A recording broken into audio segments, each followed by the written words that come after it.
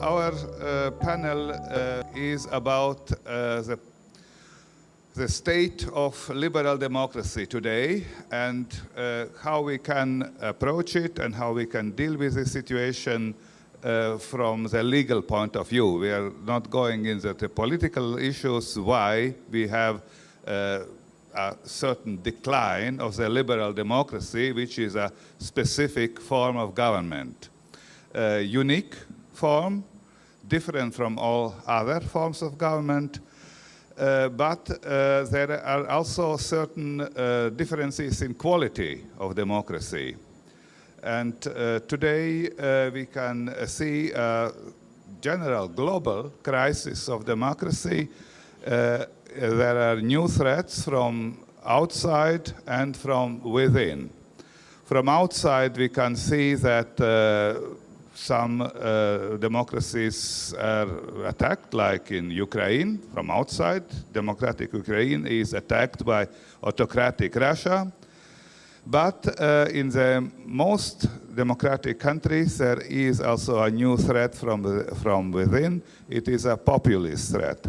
I would say from the beginning that this is different from the situation with the first decline of democracy in between the two world wars. 1918, just after the First World War, all European states were democratic. End of the 30s, if I remember me correctly, there was only 11 democratic, but 16 states changed from democracy to authoritarian regimes. Also first decline of democracy in Europe, at least. So, and we should discuss this. It is a problem also now, a certain decline, and we have not more the optimism of the 90s, and we are concerned about that. But there is also a differences because from within, the main challenge is now not from authoritarian movements, but from populist movements, which are arguing not against democracy, but exact in opposite, that they are the real Democrats, but the populists are characterized by a new ideology which is saying that there is a dichotomy between the people, and the populists are representing the people, and the corrupt elite. And therefore, they are arguing within the democratic framework of argumentation. Nevertheless, that is a threat, because normally in the public we are saying democracy, but we should be, as lawyers, more precise. It is a constitutional democracy. And constitutional democracy is based on two pillars. One pillar is democracy, the other pillar is rule of law. Democracy is majoritarian principle. Rule of law is counter-majoritarian principle, and this is very important by this dispute between populists and supporters of liberal or constitutional democracy, because democracy should not become like in antique Greece, tyranny of the majority. And this is the task of the rule of law, to look for that and to restrict democracy in a certain framework, what is possible and what is not possible. And the populist argumentation is that it is a true democracy is without these control mechanisms of rule of law. And constitutional judiciary is exact in the focus of this argumentation, because the constitutional judiciary is dealing with politics like the politicians, but from different angle, from the legal point of view, not from political point of view. Of course, there is a difficulties to distinguish, but I think it's possible to distinguish. So, and this is a new threat. The second new threat is which is linked with the first, the populist challenge of the balance between democracy and the rule of law. This is the first threat. And the second is linked with that. This is also new problem of intransparent or hidden manipulation of the public opinion, especially in electoral campaigns. And the free building of public opinion is covered by the notion of free elections. But we have now the situation that with social networks, which are circumventing all the mediatizing institutions like free press and political parties and so on, that is very easy to manipulate the public opinion. And this is the first case, Romanian case, where the Constitutional Court said that the first round of presidential elections in the December 24 was invalidated because of the manipulation of the new legal subject, I would say, free building of public opinion also. And we can discuss not the case as such, but what are the consequences and what are the preconditions for that. The Venice Commission is a body of Council of Europe, and Council of Europe is the only or the biggest organization of liberal democracies, I would say. And the Venice Commission is an expert body which is issuing expertises on problems of democracy and rule of law. And in January this year, the Venice Commission issued a report on the Romanian case. One, what are the preconditions when we are saying that the manipulation of the will of the voters reached such a level when it is possible and maybe also obligatory to quash the result. Also, this is two new threats. We can discuss that because they are linked, with each other. And we have here a very prominent panel here. And I will start with you. Yeah. You are Laura Díez Bueso, constitutional member of the Constitutional Court of Spain, and Dr. Stephan Harbarth is the president of the German Constitutional Court. Madame Juliane Kokott is Advocate General of the European Court of Justice. Advocate General is a French institution, but also several other countries are known, but also in the European Court of Justice. Then we have Víctor Olea, the president of the Mexican Bar Association till 2025, till recently. Professor Shimon Shetreet, President International Association of Judicial Independence and World Peace. Also, this is a very important, also global institution, and a professor at the Hebrew University in Israel.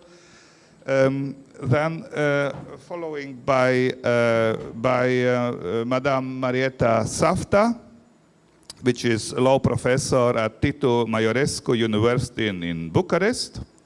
And I see you, so, and also Dariusz Mazur, Deputy Minister of Justice of Poland. I have invited Mr. Mazur especially for the case because you are dealing with a reverse situation, because you are now trying to correct to correct this development by the previous rather populistic government.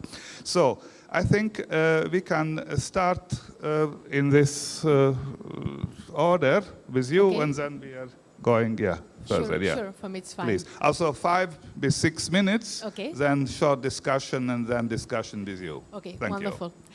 First of all, thank you, Egils, for your trust in participants of this panel. Regarding one of the most pressing challenges for liberal democracy in the first half of this century. And as you said, the background of our discussion is that the crisis of our liberal democracy is partly due to populist tendencies. We have the diagnosis of the problem, as you said, but now we should answer whether liberal democracy has legal instruments to defend itself against the new dangers. And in my opinion, the answer to this question is yes. The legal instruments that liberal democracies currently have in place are fully useful to defend themselves against populism. There is a tendency to think that these classical instruments of liberal democracy are not useful to defend ourselves against populism, and I think this belief is due to the following. In these centuries, as Egils said, populism uses democratic mechanisms to erode democracy and gain the power. But populism uses these democratic instruments spuriously, to evade the law unfairly. Society, public institutions, and political parties are not in the habit of reporting this misuse. And I wonder why. First, I think it's because finding the limit between the legitimate and illegitimate use of democratic instruments is hard. Second, because I think it's difficult to list the values that we agree are common for our societies. But above all, at least in countries like Spain, I believe that the absence to report this misuse of democratic instruments by the populist is influenced by another fact of the highest relevance. It is assumed, for example, in Spain, that democratic instruments are at the service of all values, not only of liberal democratic values. And I do not agree with this idea. Liberal democracy arises as a limitation of the state, of the political power, in favor of some values and rights. So, liberal democracy means that the public powers are obliged to protect some values, some rights. And as Egils suggests, militant democracy is an ideal instrument to achieve this protection. It is a limit to the use of democratic instruments when they are used to go against liberal values. And Egils asks the following question. Is militant democracy useful to fight against attacks on democracy that come from within the system, from political actors playing with the system? I believe that militant democracy is useful. And I think that some of the judgments from the European Court of Human Rights and even the Court of Justice of the European Union are good examples of how useful it is. In my opinion, both courts have recently made use of the principle of militant democracy when they have considered that populism puts democratic values at risk. Let us take a look to the European Court, for example. Article 17, as we know, of the European Convention sets the abuse of rights clause, a clear expression of the principle of militant democracy. The purpose of this clause is to prevent anyone from using the rights of the Convention to undermine the values that the Convention itself defends. The European Court used these clauses to combat 20th century totalitarian political movements and denialism. In the 50s and 60s, the European Court made little use of this clause. However, as we know, when National Socialism seemed to reappear, the court used it more often in subsequent decades. But what is interesting is not only that the European Court has used the abuse of rights clause more or less depending on the situation, but also that it currently expands its use beyond totalitarian movements and denialism. For example, it currently uses the abuse of rights clause to exclude racist or religious hate speech on the grounds that such speech is contrary to the values of the Convention. And nowadays this means that populist attacks from within the system will not be limited by the principle of proportionality, but can be directly considered as prohibited by liberal democracy. And since I have only 5 minutes, I would like to end my speech by adding the following very briefly. Militant democracy is still adequate to combat today's populism, but I also believe that we should use other instruments that liberal democracy offers. The first is to reinforce the system of checks and balances. To enhance the public institutions and independent authorities implies a greater distribution of power. And the more power is distributed, the more protection there is against populism. The role of the opposition should be regulated with greater legal precision. The importance of non-populist democratic opposition is crucial. We must restore it to its original meaning, a part of the power structure and not the enemy of those who govern. Third, deliberative processes should be reinforced, especially in parliament, but also in other areas, as Egils said, like election campaigns. The essence of liberal democracy, we don't have to forget it, is deliberation prior to decision making.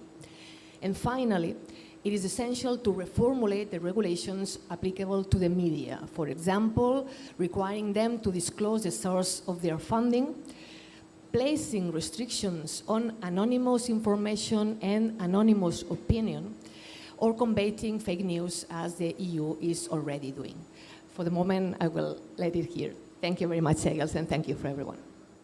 Yeah, thank you very much. Also, we will discuss this after all panelists has saying their statements, and we will continue with President Harbarth from German Constitutional Court. Thank you.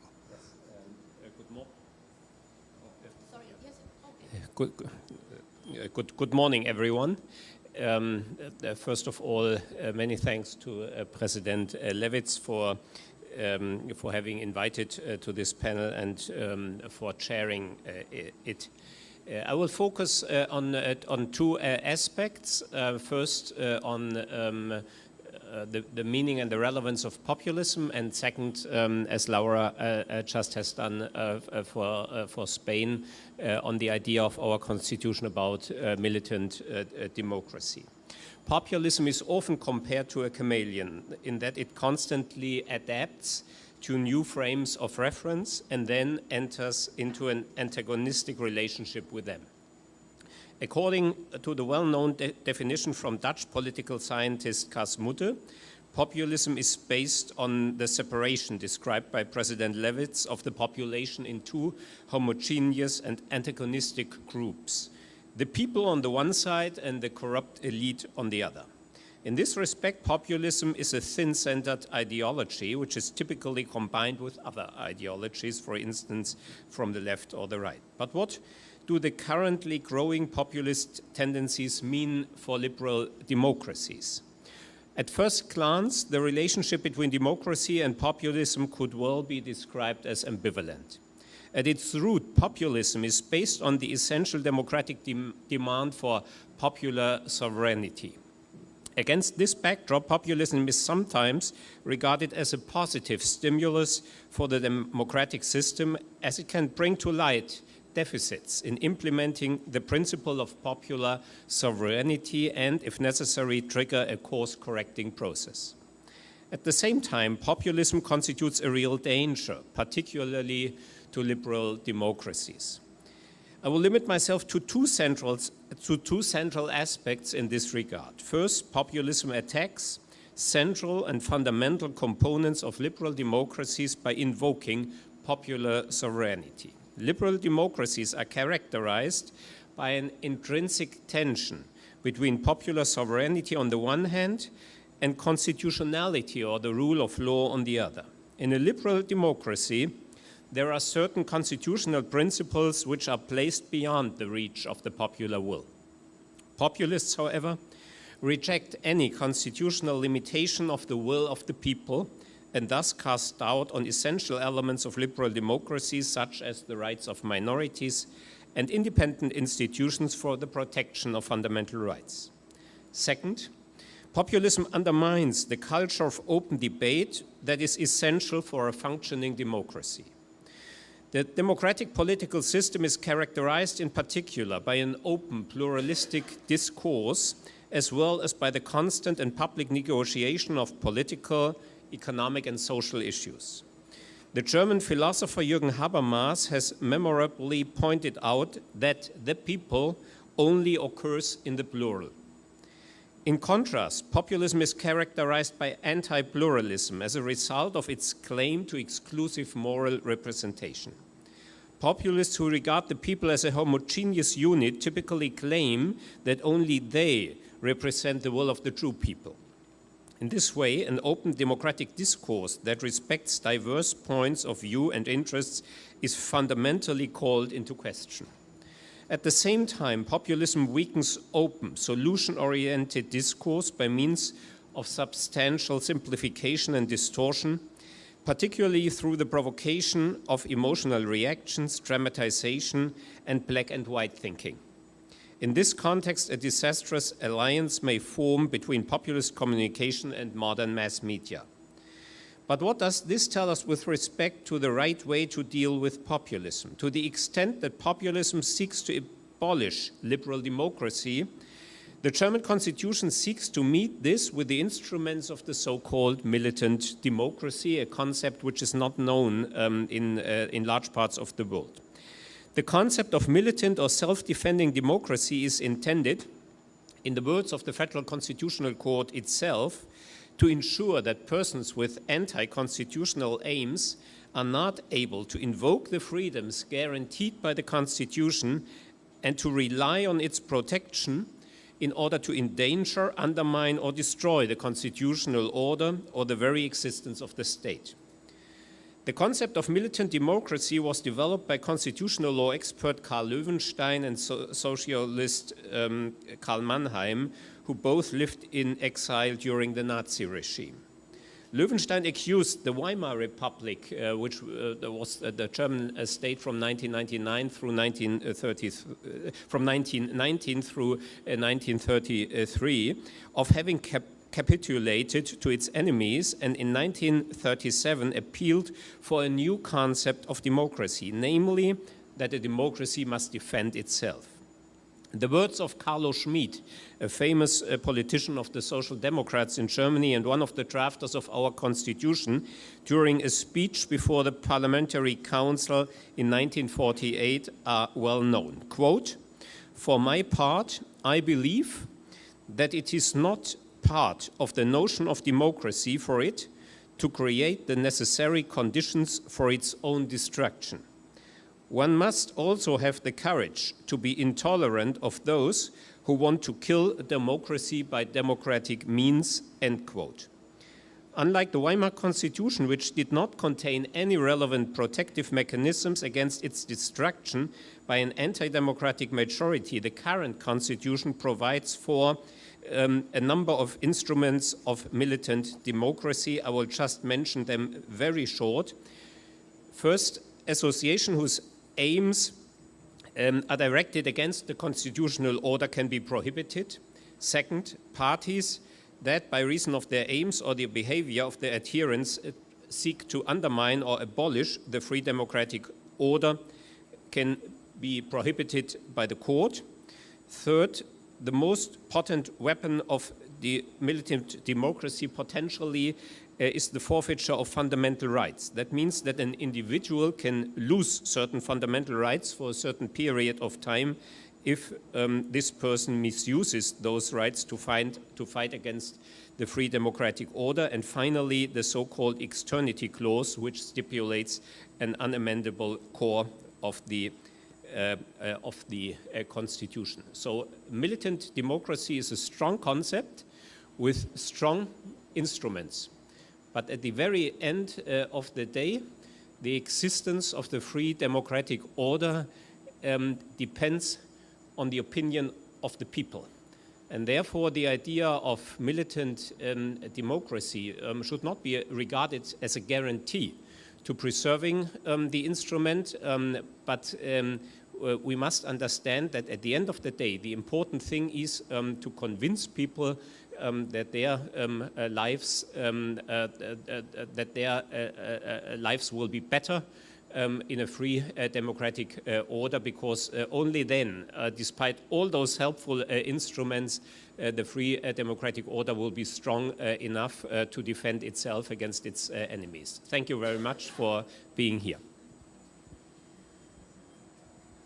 Yeah, thank you, President Harbarth, also, and for you also for the mentioning of this very important concept, militant democracy.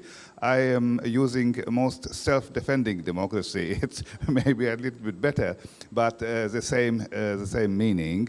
So we will continue with Madame Kokott, Advocate General of the European Court of Justice. And this is the highest court of the European Union, and European Union is a union of 27 liberal democracies. And also European Court of Justice has a word to say about the governmental form in the member states. And I then give the floor to Madame Kokott to explain the role of European Court of Justice in this context. Buen día, muchas gracias por la invitación. I'm very happy to be here on this prestigious panel in beautiful Dominican Republic. And I will talk about the concrete measures the European Union has taken trying to fight against populism.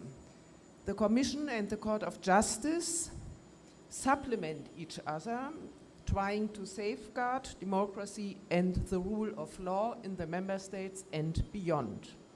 The Commission: freedom of speech and equal chances in the political process also need protection in the digital world. Therefore, the European Union adopted the Media Freedom Act and the Digital Services Act. The Digital Services Act is to prevent illegal content, but also content producing any actual or foreseeable negative effects on civic discourse and electoral processes, as well as disinformation. So-called trusted flaggers shall search for such content in the internet and report it to authorities. The so-called trusted flaggers cooperate with the governments in the member states, and the EU Commission provides guidelines for the whole procedure.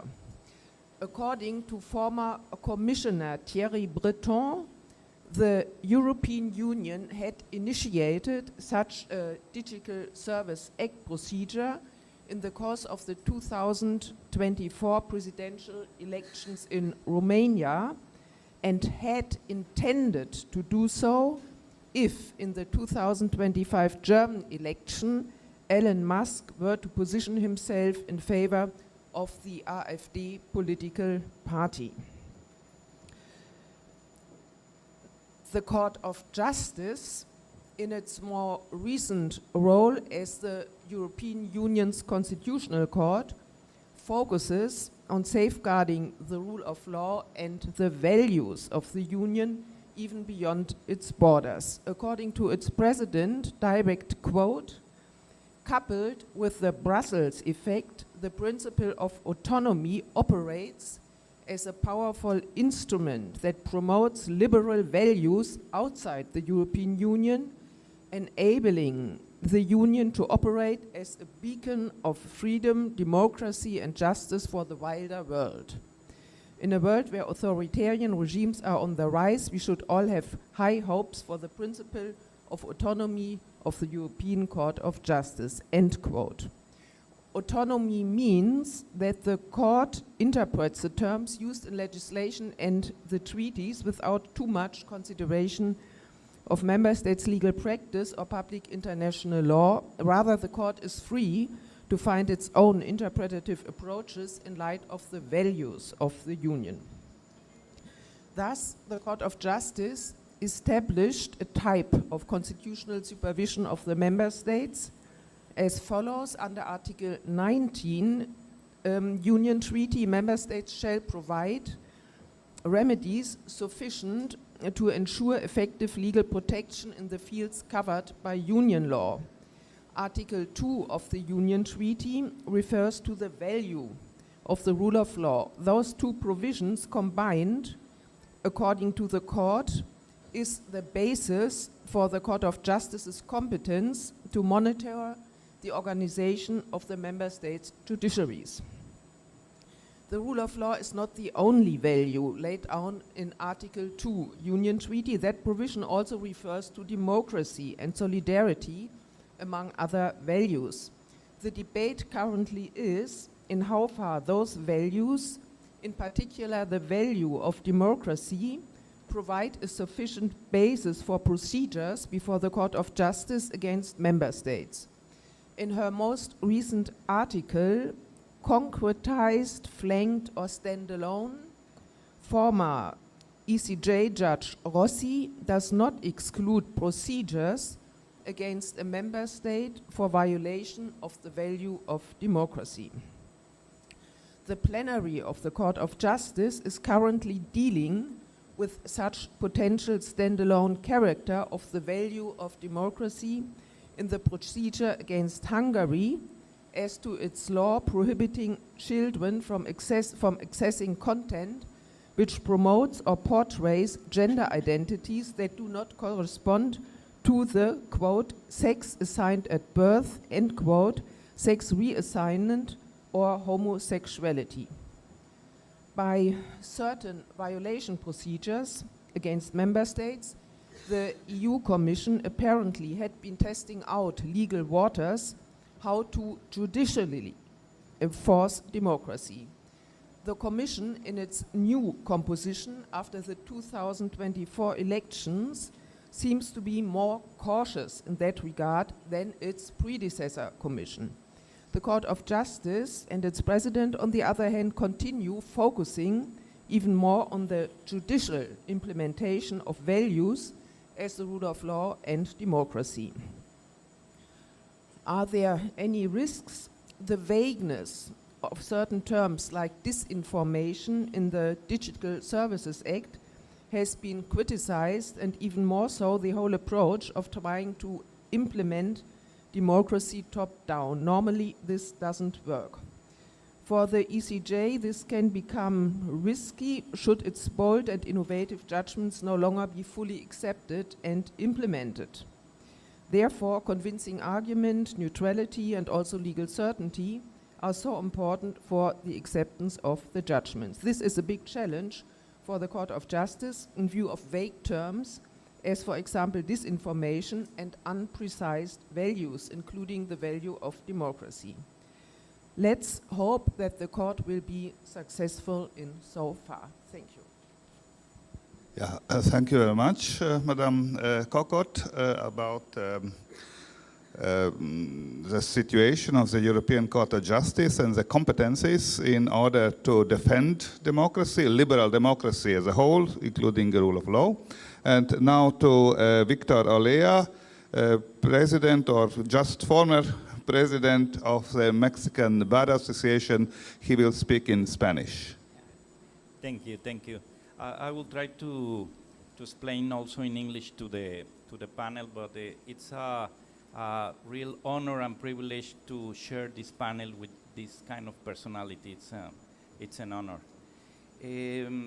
Les quería decir, el tema específico para todos los que hablan español, que veo que es la mayoría, el tema es muy atractivo. The populist challenge to liberal democracy and the rule of law. Verdaderamente el populismo no es fácil de definir. Populism is not easy to define, as President Harbarth said, pero sin embargo se utiliza como sinónimo de antisistema, al parecer sin tener en cuenta ideas políticas específicas. Sin embargo, a los populistas se les considera críticos de las élites y que solo ellos representan al pueblo.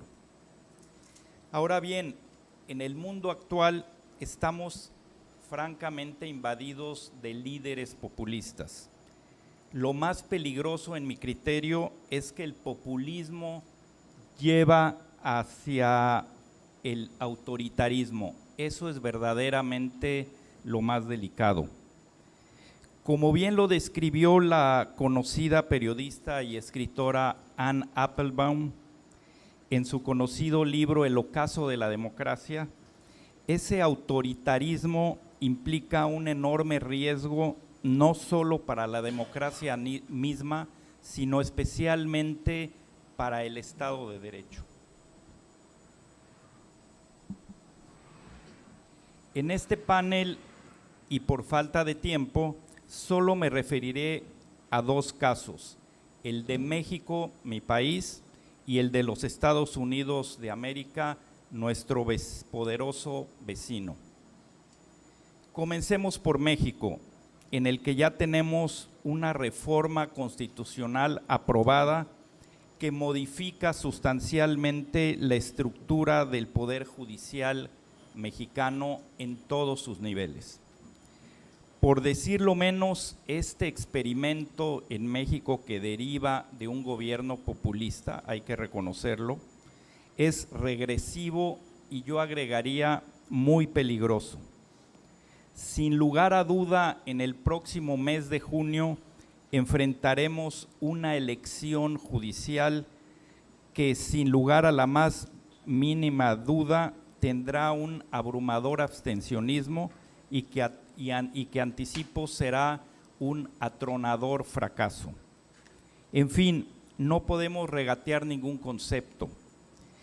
Nuestro sistema jurisdiccional en México, derivado de políticas populistas, será algo que nos llevará a un fracaso rotundo y a disminuir la independencia de la judicatura en mi país. Será un desafío brutal para los colegios de abogados y para la comunidad jurídica nacional.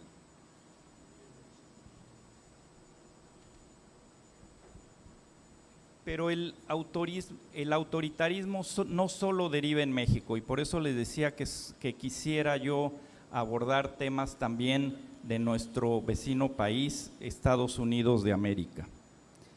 Ya en una carta publicada en el New York Times, firmada por más de 1000 académicos del derecho en los Estados Unidos, ya se dijo: la ley no es lo que el señor Trump diga que es, él no es un rey.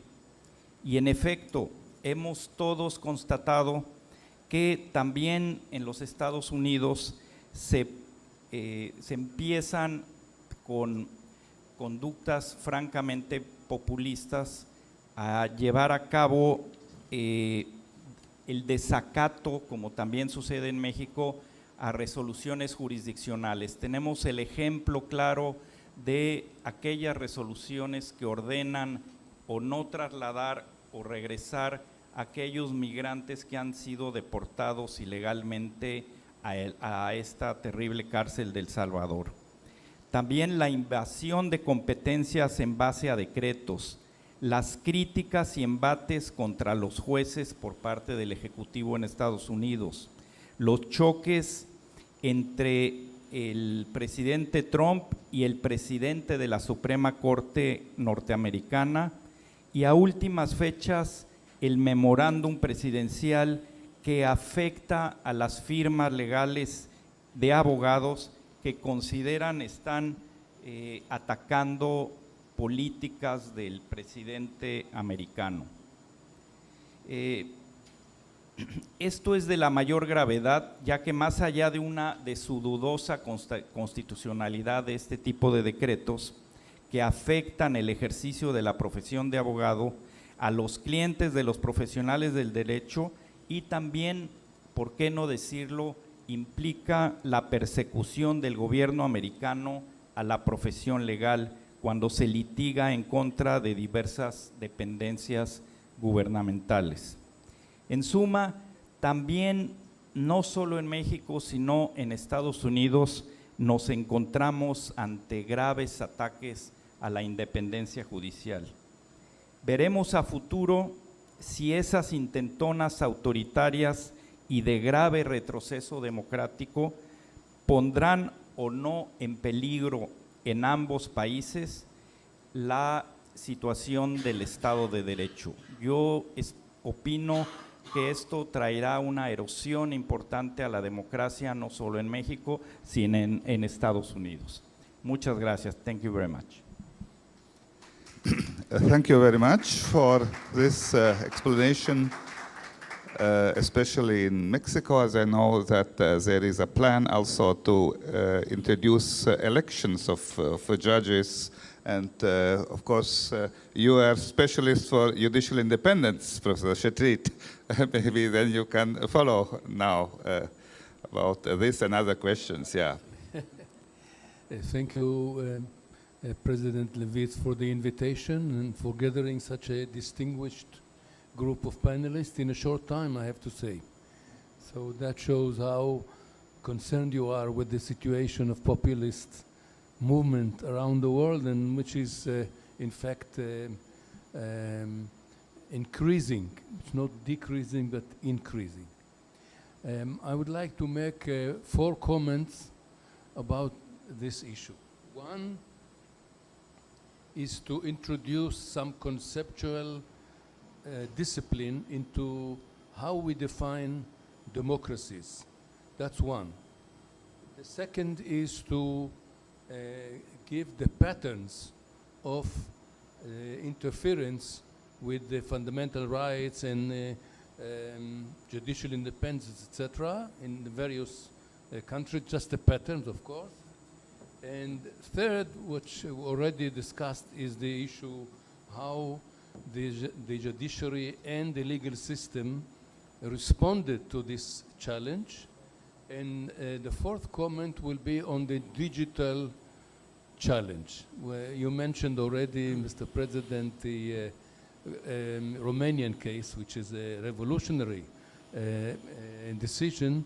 And these are the 4 points I would like to make, but in case I will get carried on, you give me a sign and I will follow your orders. You are here the boss, not only in terms of time, but also in terms of making sure the content is properly done. So political scientists today distinguish between 4 forms of system of government. One is liberal democracy, which is the subject of our discussion today. The second is called electoral democracy. The third is called open autocracy and closed autocracy. Why is it important to distinguish? Because we have to make sure that nobody can claim that it is a liberal democracy if we don't have free press, we don't have judicial independence, we don't have protection of minority rights, etc. I don't want to go through the various things. And therefore, the argument that we in illiberal democracies are just following the will of the people is not an argument. Democracy is not the day of election, and whoever receives the majority, like in Hungary, 2/3, you can change the whole system, or the same as happened in the previous government in Poland, or as it now happening in Israel, I'm so sorry to say, but I have to admit. So therefore, we have to stress that liberal democracy is only the first category. And I would like to mention here that there was an ELI, European Law Institute, report. It's called ELI Charter on the European Democracy, published in 2023. And I would like also to mention ELI Mount Scopus standards, European standards of judicial independence, in 2024. In these two documents, very important issues have been resolved and offered insight into how it should be. Now, the second point I want to mention is what are the patterns that we know of intervention with liberal democracy. Of course, briefly, according to the time allocation. One, increasing erosion of fundamental rights. Two, is populism has led to an overemphasis of the majority rule. I mean, the will of the people as a general justification.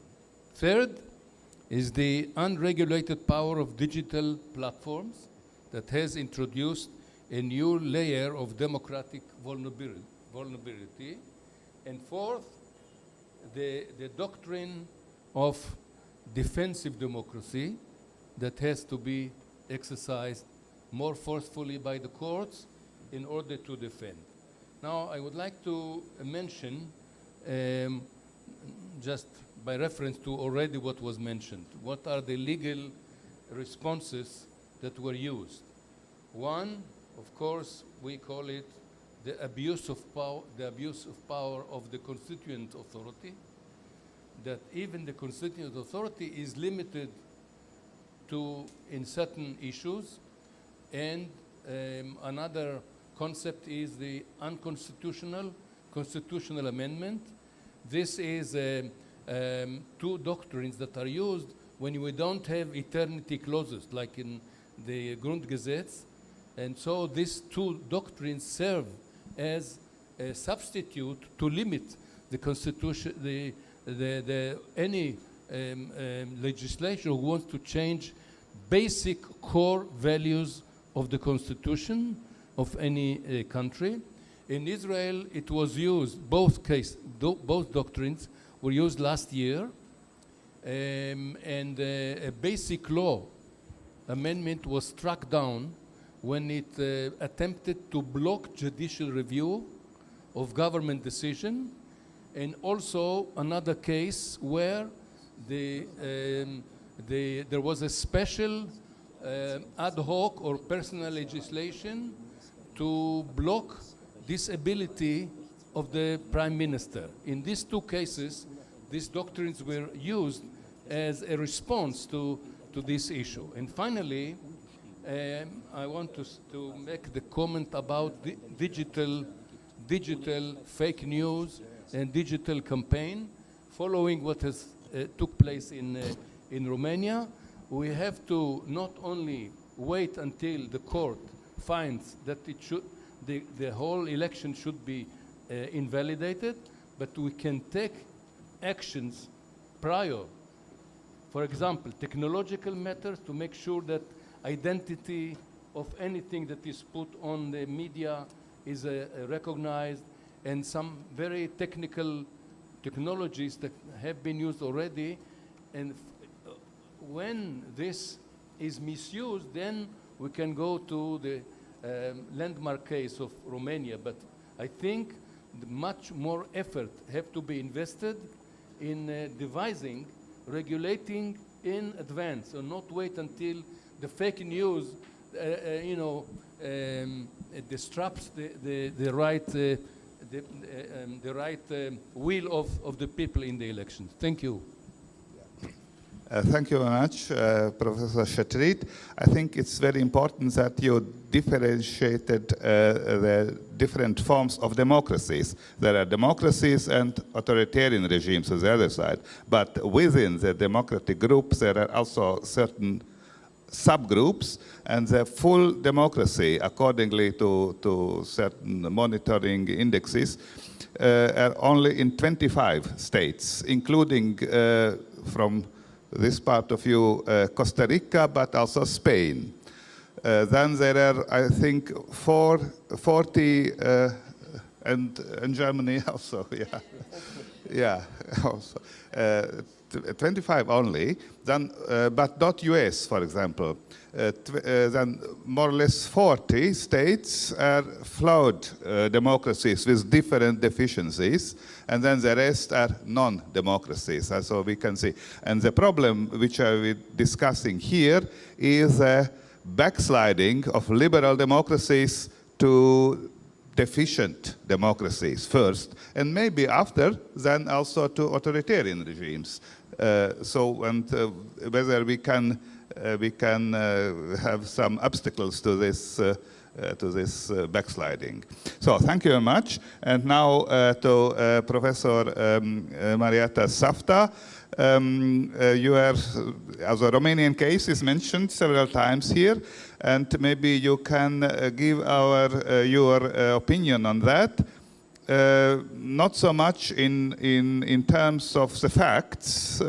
We are assuming that the facts are real, but how to deal with that from the judicial point of view, or from the judicial point of view of liberal democracy. Thank you very much. Thank you very much, President Levits, for inviting me to contribute to these timely discussions about, let's say, the evolving concept of self-democracy in our times, when threats to democracy have taken on subtle and insidious forms. It was mentioned before, the advancement of the technology, the artificial intelligence, social media platforms. Of course, in my short intervention, I will focus on particularly sensitive area of action of new threats, meaning the expression of democratic will in the elections. Because the recent experience of the presidential elections in Romania in 2024 highlights the risk associated with the use of artificial intelligence and social media platforms in electoral manipulation, disinformation, and propaganda. Indeed, an important question arises in this context, meaning the intervention of the courts in democratic processes, especially when it comes to cancelling the elections and disqualifying candidates. And this ruling of the Constitutional Court, mentioned before many times, particularly the annulment of the presidential elections held on December 2024, provides much to consider for our discussions today. Without delving in specific facts concerning this ruling, I'd like to emphasize just a few things, because this ruling is without precedent also in terms of the case law of the Constitutional Court itself. Because the Constitutional Court invested itself ex officio without specific provisions in this regard in the Constitution or in the law and organizing and functioning of the Constitutional Court. In fact, the Constitutional Court interpreted in this way its competence in electoral matters, meaning the general wording of the Constitution toward the observance of the election for the President in the light of the role of the Constitutional Court, so the guardian of the Constitution, the guarantor of the fundamental law. Also, the Constitutional Court based the reasoning on some documents issued by the Foreign Intelligence Service disclosed for the public. And based also on these documents, the Constitutional Court found that the electoral process for the President of Romania was fundamentally flawed through its duration and in every stage. So not only the first tour of elections, but the entire electoral process. Key reasoning of the court refers to systemic misinformation campaigns favoring one candidate, algorithmic manipulation and preferential treatments on social media, non-transparent electoral financing, violation of labeling rules for political advertising, and unequal access to digital public sphere. In the court's view, the irregularities distorted the will of the electorate to such a degree that the legitimacy of the process could not longer be upheld. Of course, this decision of the Constitutional Court sparked intense national and international debates, and it was mentioned before that in December 2024, the President of Parliamentary Assembly of Council of Europe requested an urgent opinion from the Venice Commission. The Venice Commission reaffirmed the power of the courts to annul the election, but as ultima ratio, the action must remain a last resort reserved only for the extreme cases where all other instruments that they failed. But we should think, what does it mean, this ultima ratio in practice? I think that, and also Venice Commission emphasized in this report that it means legal procedures clearly defined, procedural safeguards, which must ensure judicial independence, transparency, rights to appeal, and any action be proportional and necessary to protect democratic order. So we have to reflect and to think that we have all this instrument and all these guarantees to support our court's action. And another dilemma, another question arises, I think, can courts defend democracy alone? And what happens when apparently courts are somehow against courts? Because something happened also recently in Romania, and I'll explain in 2 minutes. A local court of the country, a local court of Ploiești in April, so very recent, annulled the ruling of the Constitutional Court annulling the elections. In fact, the context is interesting as well, because it looks, according with an investigation, a journalist investigation, that over 130 applications for the annulment or suspension the ruling of the Constitutional Court were registered with the Courts of Appeal in Romania in a short period of time between April 8 and 17th of April. It is an interesting moment because we have a calendar of elections right now, new elections established based on the Constitutional Court's ruling. When a website called Give Our Round 2 of Elections Back, users were instructed step by step how to sue in court the Constitutional Court ruling.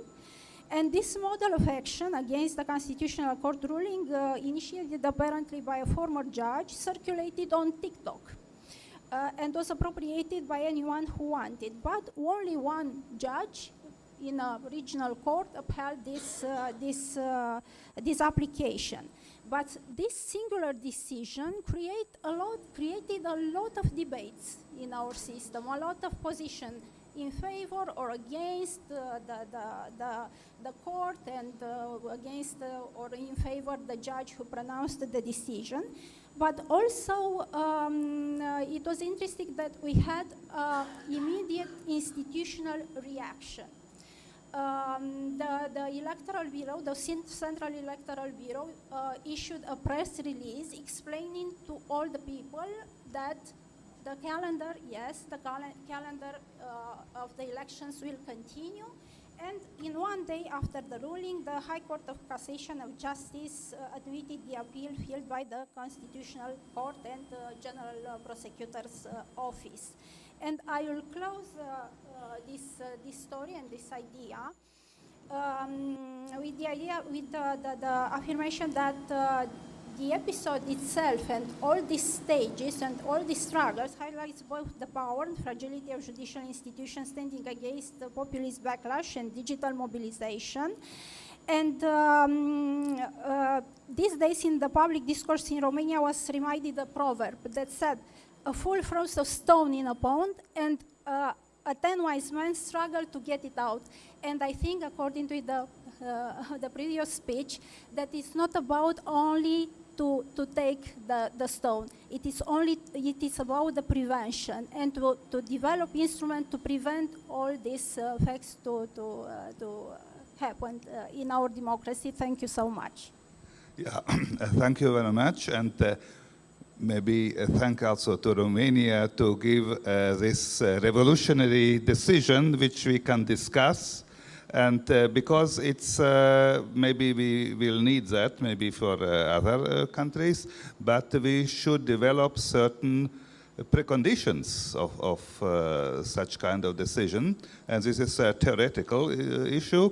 And now we are turning to Deputy Minister Mazur from Poland, who is exactly dealing with the opposite, to correct the decisions of the previous government, which has weakened the position of judiciary, or in generally, which has weakened the judicial control over the majoritarian decisions. And how to do it, especially when there is an independence of judges, and the previous government has appointed a number of judges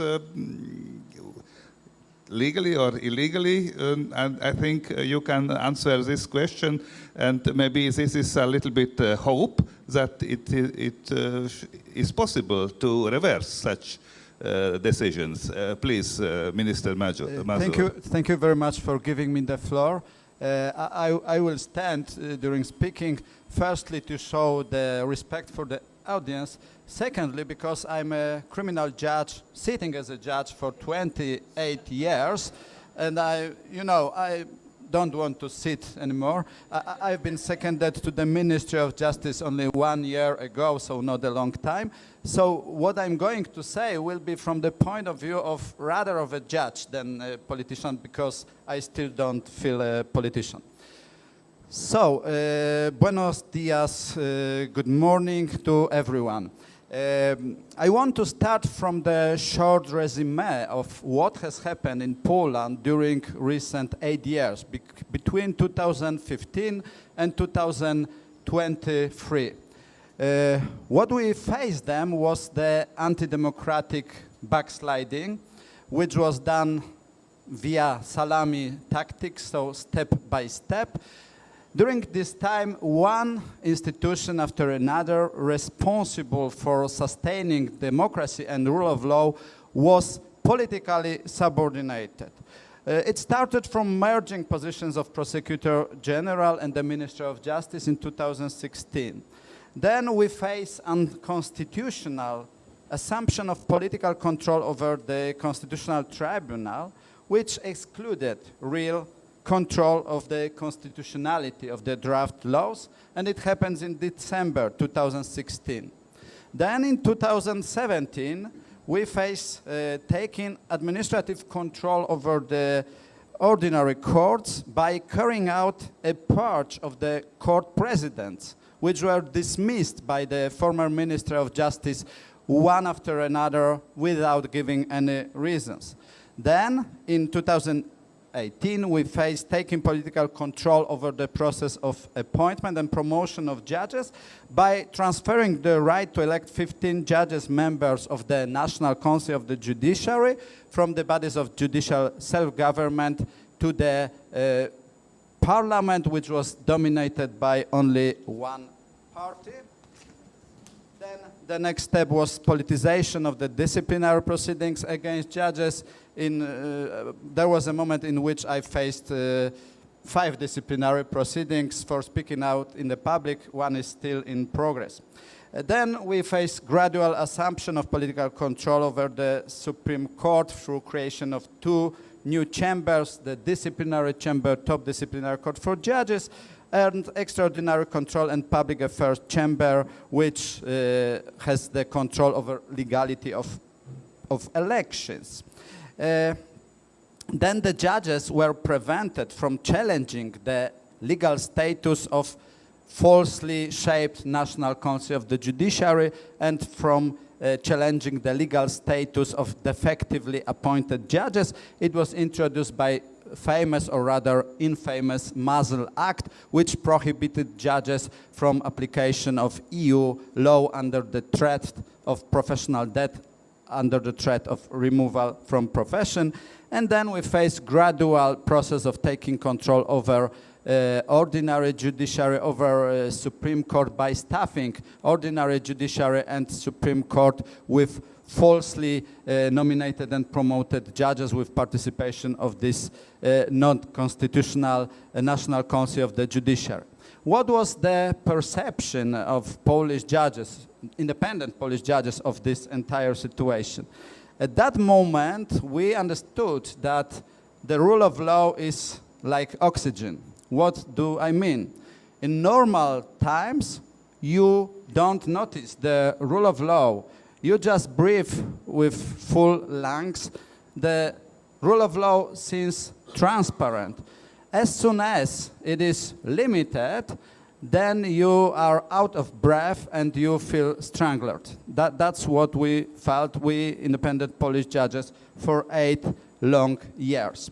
I wonder if you know what's the difference between the optimist and the pessimist. It is very relative, because optimist believes that we are living in the best possible world, as the pessimist is afraid that the optimist is right. So I will describe you 2 situations which has happened during these times of attack against Polish liberal democracy. One is for optimists and another one is for pessimists.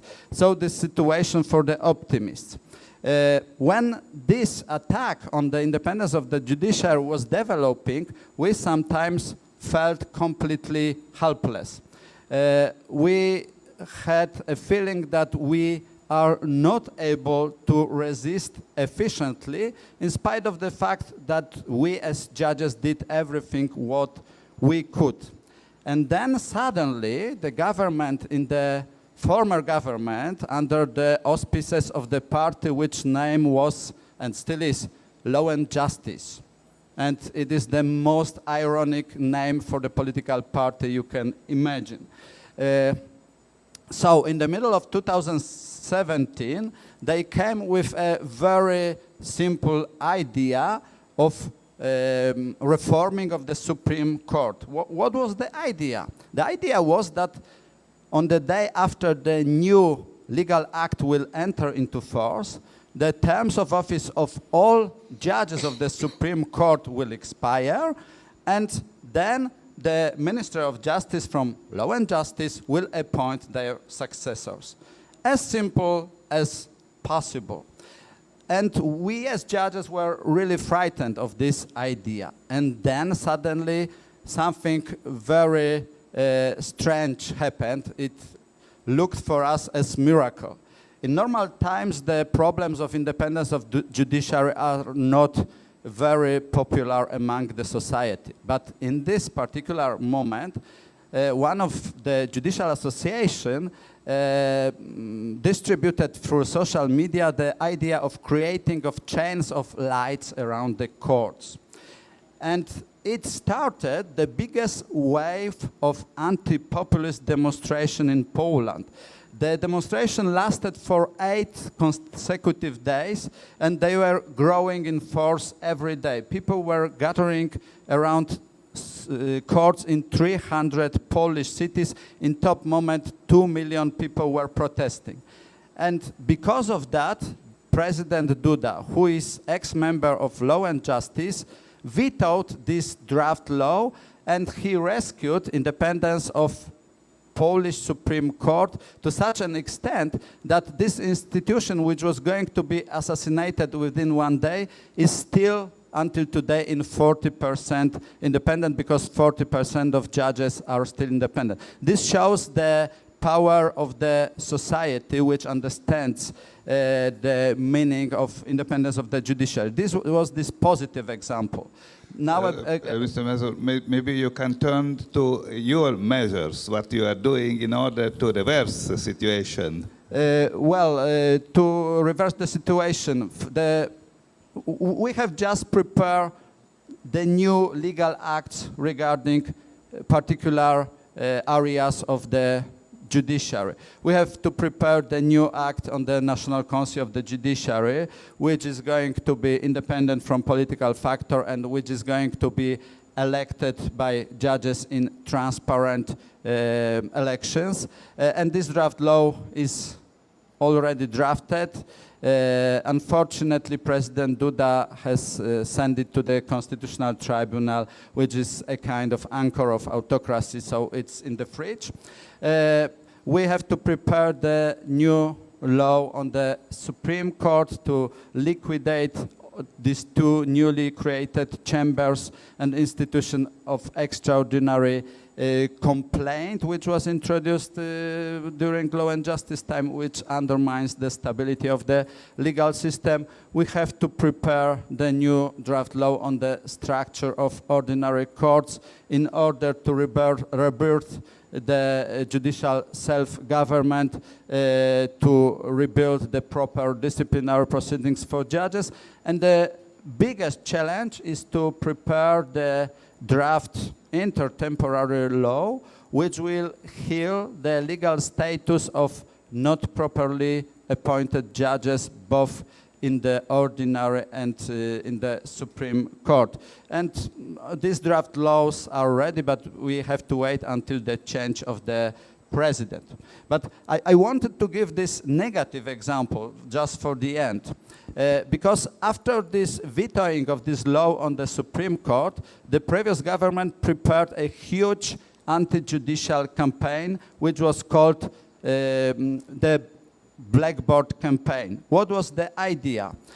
In entire country appeared thousands of huge format billboards, which were designed in black and white, and which described the real and alleged judicial misbehaviors.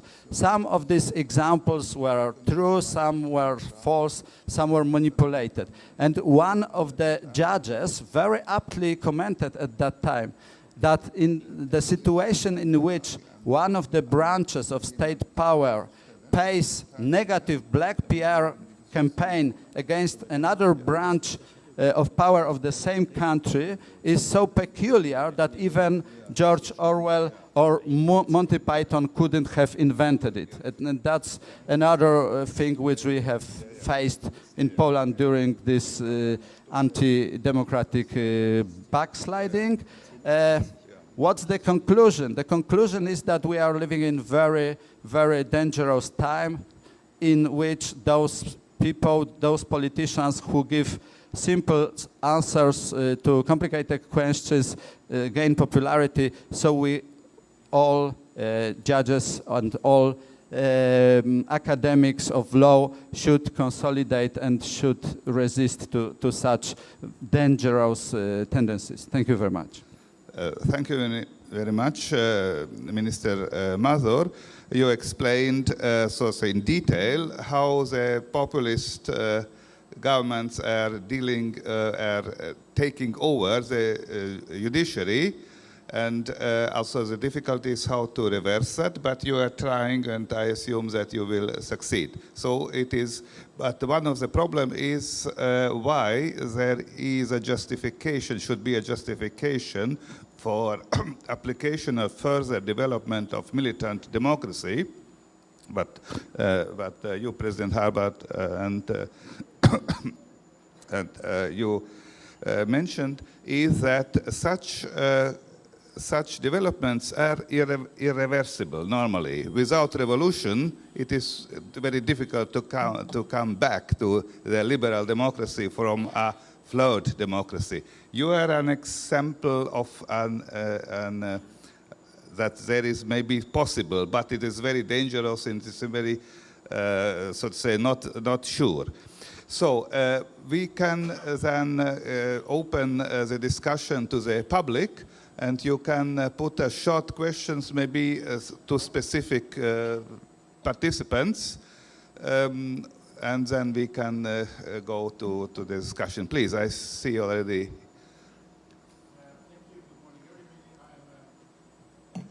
Take a mic.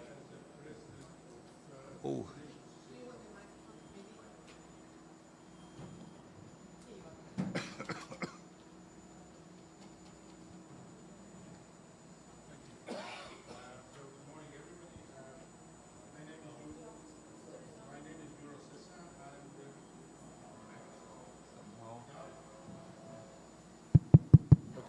No. So, again, good morning, everybody. My name is Juros. I'm the president of International Association of Judges. And I just wanted to comment a little bit on the Polish situation. I think the International Association of Judges has the whole right to do so because we are supporting the Polish judges from the very beginning till now. So the main problem for Poland now is how to restore the rule of law by the means of rule of law. That's when my just comment. And the second issue is this backslide of liberal democracies. If you can compare the society as a human body, we are witnessing something which is autoimmune disease now. And the first step of every populist movement is to capture the Constitutional Court. And if you capture the Constitutional Court, you can do everything, because then every move what you do will be constitutional. So it is very important to keep the Constitutional Courts as strong and independent as possible. And I see if you can comment on that. Yeah, thank you very much. Yeah, please. Please. Yes, maybe there. Okay, Anna Telvarzocha, University of Gdansk from Poland. So what I wanted to ask you is if you know or could you provide some concrete examples of militant democracy in action? So what I mean, for example, in Poland, there are some positive also remarks that we can provide, because when the Constitutional Court was captured and it was not effective at all, and we didn't have any instruments to protect the Constitution, what the Polish court started to do was to have like a dispersed constitutional review. So the court reinterpreted the Constitution and said, okay, if there is no institution to protect the Constitution, so we can do it ourselves. Before 2015, it was impossible in Poland. We had just a strict centralized model like in Germany, Austria, but now I think we are a hybrid model. So we've got the Constitutional Court formally, we do not have it in reality, but also our courts decides in cases just referring to the Constitution. So the Polish judge can say, okay, I will not apply that law. Yes, so this is like, you know, in Latin America countries, this mixed model that has, you know, developed, I think, as an example of a self-defense of democracy. So do you know any other such concrete examples? Yeah, thank you very much. Maybe you can say some words.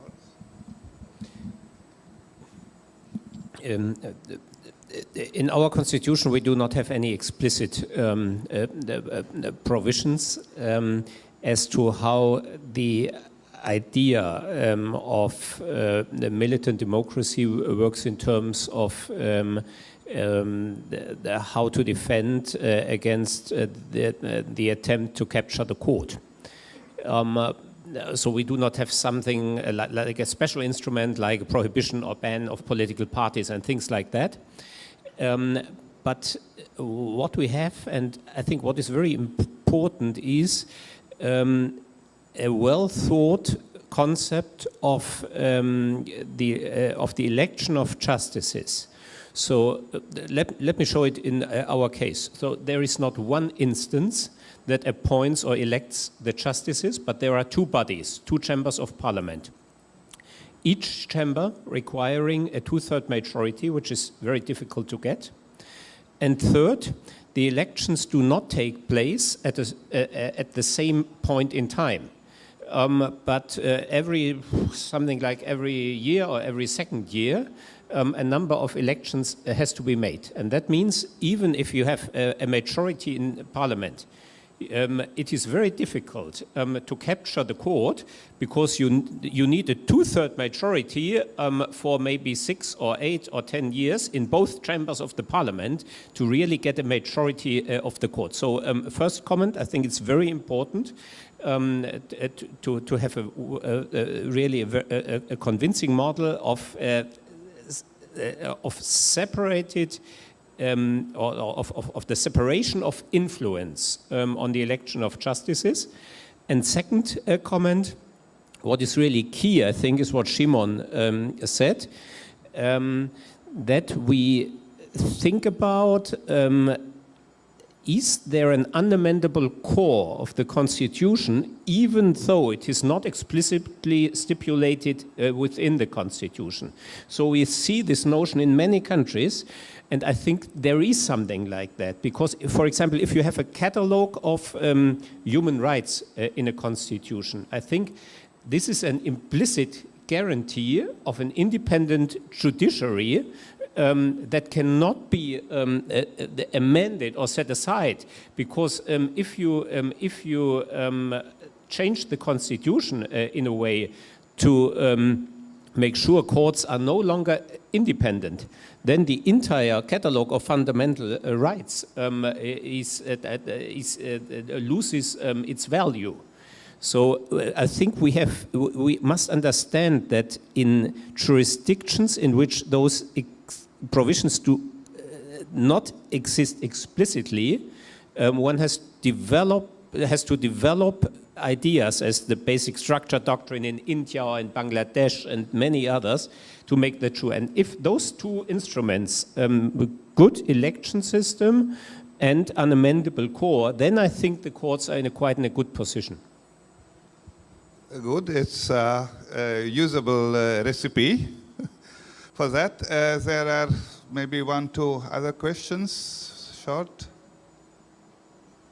Yes, there are questions, then maybe I can give 1 minute for each. We'll start with Minister Mazur. But one minute as last word.